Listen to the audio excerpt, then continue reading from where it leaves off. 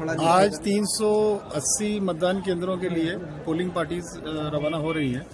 5:30 बजे strong room political parties के प्रतिनिधियों के समक्ष खोला गया था और सभी टीम्स यहाँ 5:30 बजे जो सामग्री वितरण की है वो आ चुकी थी और पोलिंग टीम्स को हम लोगों ने 7 बजे बुलाया था और कोविड की टीम्स को 8 बजे बुलाया था।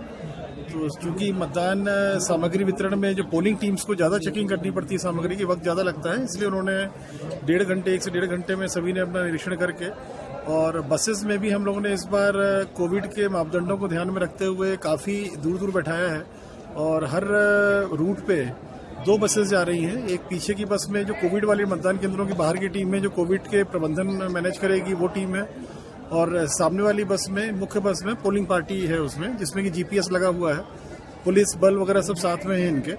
और जैसा आप देख रहे हैं कि अधिकांश हमारे सेक्टर्स के सब सामग्री चेकिंग हो गई है, बसों में बैठ चुके हैं वो और एक एक करके रवाना हो रहे हैं। मेरे ख्याल से आधे पौन घंटे में सभी पोलिंग पार्टीज यहाँ से रवाना हो जाएंगी। उसके बाद फिर हम लोग उनको जो मतदान केंद्रों पे जाएंगी वहाँ पर सभी सेक्टर मजिस्ट्रेट्स उसको विजिट करेंगे, सीएसपी एसडीएम विजिट करेंगे, थाना प्रभारी और मजिस्ट्रेट जो लगाए गए वो विजिट करेंगे और वहाँ से ओके रिपोर्ट आएगी कि सभी पोलिंग पार्टी पहुँच गई है। लगी थी उसमें 1 या 2% ऐसा रहा होगा जो कर्मचारी नहीं आ पाए थे, उनकी लिस्टिंग हम लोगों ने कर ली है।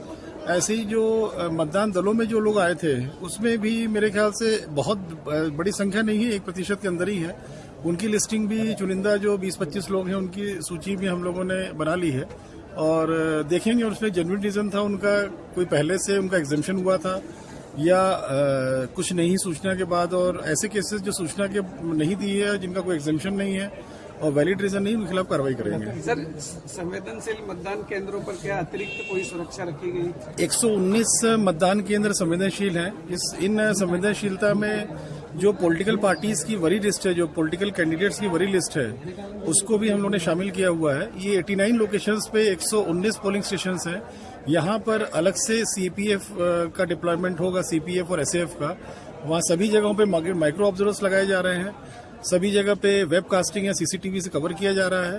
तो ये सारे जो फोर्स मल्टीप्लायर्स होते हैं इन सबको हम लोगों ने सभी इस क्रिटिकल पोलिंग स्टेशन में दिया है। सामान्य तौर पर 1 या 2 फोर्स मल्टीप्लायर यूज करने के निर्देश है, पर जो 3 रहता है एक्स्ट्रा पुलिस बल लगाना, नंबर 2 माइक्रो ऑब्जर्वर लगाना, नंबर 3 वेब कास्टिंग या सीसीटीवी से कवरेज करना, तीनों ही हम लोगों ने सभी पोलिंग स्टेशन पे किए हैं जो क्रिटिकल हैं। क्या कोई बूथ चेंज करने का भी शिकायत मिली है? इंडेक्स को लेके कांग्रेस के प्रत्याशी की शिकायत थी, हम लोगों ने परसों रात में प्रेषित किया था भोपाल सीईओ ऑफिस को बाहर के स्कूल करने के लिए और उस पर काफी कल पत्रचार भी हुआ। कोविड का आधार लिया था कांग्रेस के प्रत्याशी द्वारा कि कोविड का अस्पताल है इसलिए वहां नहीं रहना चाहिए। उसमें हम लोगों ने जांच की और ये पाया कि कोविड के जो भी मापदंड हैं उसमें किसी प्रकार से भी वो असुविधाजनक नहीं है, सुविधाजनक मतदान हो सकता है। तो हम लोगों ने दोनों का ही जो इंडेक्स कॉलेज के बाहर का स्कूल था उसके बारे में भी और इस पोलिंग स्टेशन के बारे में भी दोनों को सुरक्षित बतला करके रिपोर्ट भेजी थी। अभी तक ऐसा कोई आदेश नहीं आया है कि पोलिंग स्टेशन को बाहर करना है। चूंकि जो हमारे 18 से 19 साल के वोटर्स थे और 19 से 20 से 29 साल के वोटर्स थे, इसकी संख्या जो हम लोगों का एक एज कोहर्ट होता है उसके प्रतिशत को हम लोगों ने जब तक नाम जोड़ सकते थे तब तक हम लोगों ने प्रतिशत को बढ़ाने का प्रयास किया था। उसके बाद से जब 6 तारीख को लास्ट डेट थी उसके बाद से मतदाता मतदान अधिकार का प्रयोग करें और कोविड के सुरक्षा के जो प्रबंध हम लोग मतदान केंद्रों के बाहर कर रहे हैं, ये 2 चीज पे स्वीप की गतिविधि हुई थी।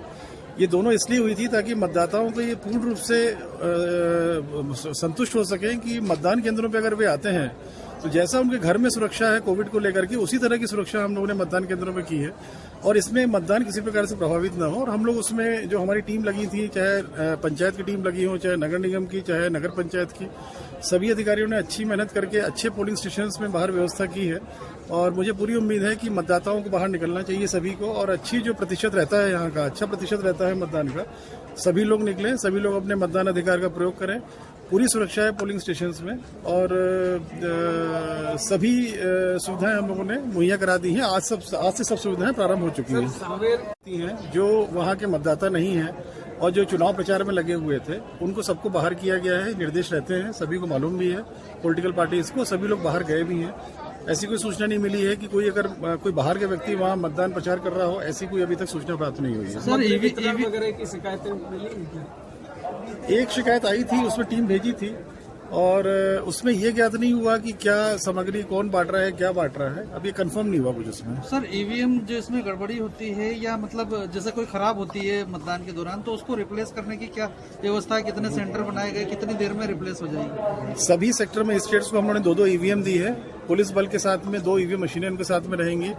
एक सेक्टर ऑफिसर के पास में 8 से 10 पोलिंग स्टेशन होते हैं, कुछ के पास चुनिंदा के पास 11-12 भी है, वो उससे रिप्लेसमेंट कर सकते हैं। फॉर्मेट उसमें सेक्टर मजिस्ट्रेट के पास भी है जो उसको भरवाना होता है, प्रिसाइडिंग ऑफिसर के पास भी फॉर्मेट है जो भरवाना होता है, और पीठासीन अधिकारी डायरी में उसे मेंशन करना होता है जो भी मशीन नंबर चेंज होती है।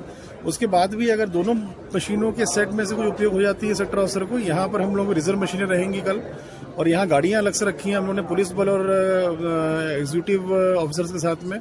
जो भी सेक्टर मजिस्ट्रेट की ये ईवीएम हम लोगों को अगर उसको वापस कुछ और देनी होगी अतिरिक्त रूप से, तो यहाँ से आधे पौन घंटे में हम लोग रवाना करके उसको डिलीवर करा देंगे।